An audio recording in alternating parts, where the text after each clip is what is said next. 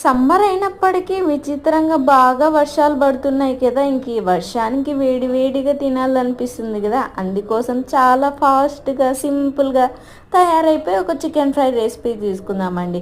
ఒక కడాయి తీసుకొని చిన్నగా కట్ చేసుకున్న ఉల్లిపాయలు, అప్పుడే ఫ్రెష్‌గా దంచుకున్న అల్లం వెల్లుల్లి పేస్ట్ వేసి, బాగా గోల్డెన్ ఫ్రై వరకు చేసేసి, చికెన్ వేసి, సాల్ట్ అలాగే పసుపు యాడ్ చేసుకొని, బాగా వాటర్ వదిలేస్తుంది కదండీ! వాటర్ వదిలేసి మనకి ఆయిల్ పైకి తేలేంత వరకు మంచిగా ఉడికించి, ఇప్పుడు కారం, ధనియా పౌడరు, కొంచెం గరం మసాలా, కొంచెం చికెన్ మసాలా యాడ్ చేసుకొని, కరివేపాకు, కొత్తిమీర, పచ్చిమిరపకాయలు స్ప్లిట్ చేసి మంచిగా ఫ్రై చేసుకున్నాం అనుకోండి, ముక్కలకి పట్టించుకొని, ఆహా వర్షానికి అలా చల్లగాలి తగులుతుంటే వేడి వేడిగా స్పైసీగా చికెన్ ఫ్రై తింటుంటే ఎంత బాగుందంటే అంత బాగుందనమాట.